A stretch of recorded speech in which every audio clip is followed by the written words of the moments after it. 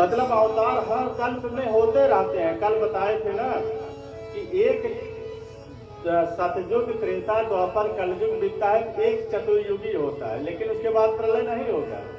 71 कुछ चतुर्युगी बीतेगा तो एक कल्प होगा, 14 एक मनवंतर होगा। अब 14 मनवंतर जब बीतेंगे तब एक कल्प होगा। अब एक कल्प के बाद ही प्रलय होता है। तो भगवान के अवतार भी वैसे होते हैं। तो सूत जी से पूछते हैं कि भगवान के कितने अवतार हुए। तो पहला अवतार भगवान का हुआ था सनक, सनंदन, सनातन और सनत कुमार, जो कल नारद जी को कथा सुना रहे थे। लेकिन दूसरा अवतार किसका हुआ था? भगवान बाराह के रूप में, भगवान का 12 अवतार हुआ था।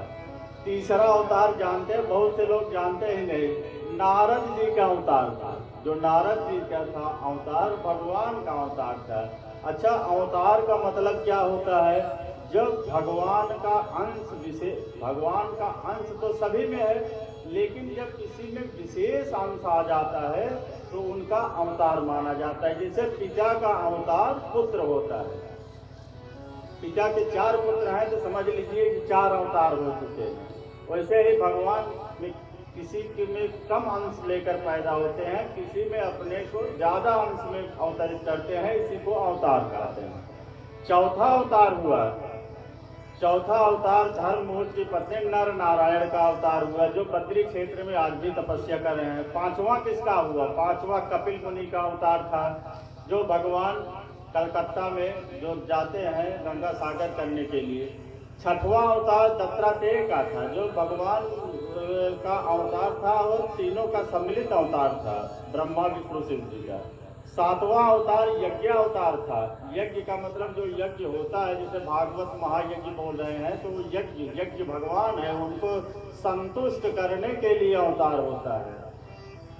यज्ञ से ही संपूर्ण क्रियाएं होती, यज्ञ से ही बरसात होगी, बरसात से अन्न उपजेगा, अन्न से ही पोषण होता है। अगर एक शोध हुआ है कि एक गाय के गोबर की उपली जो होती है उसको जलाकर रख दिया जाए और गाय का घी 1 चम्मच डाल दिया जाए तो 10 कुंतल हवा को ऑक्सीजन में कन्वर्ट कर देगा। ये विज्ञान बोल रहा है, हम नहीं बोल रहे हैं। तो सोचो, जहाँ जहाँ यज्ञ हो रहा है पता नहीं कितना वातावरण शुद्ध होता जाता है। और उसके बाद 8वां अवतार था ऋषभ देव। आपने जैन धर्म के बारे में सुना?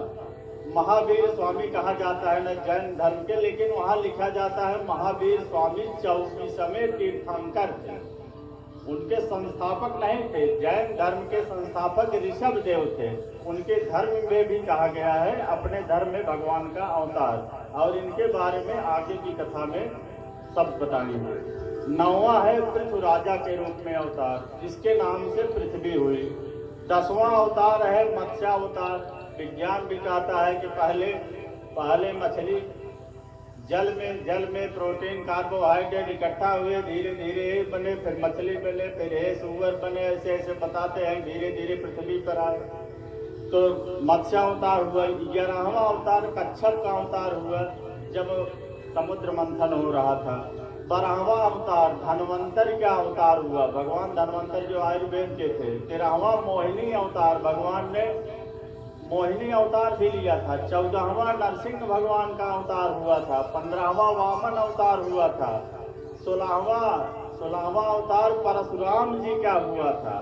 17वां अवतार व्यास जी का हुआ था। व्यास जी के समान कोई राइटर हुआ ही नहीं, जितना ये लिख दिए पूरे विश्व में इनसे बड़ा कोई लेखक ही नहीं हुआ।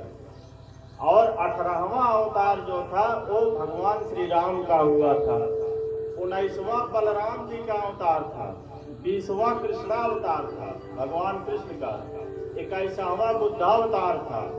22वां हंस के रूप में अवतार था, हयग्रीव के रूप में। हयग्रीव मतलब घोड़े के सिर को धारण करके। 24वां अवतार अभी हुआ नहीं है और वो भी संबलपुर ग्राम में होगा, उसका दिन भी दिए हैं।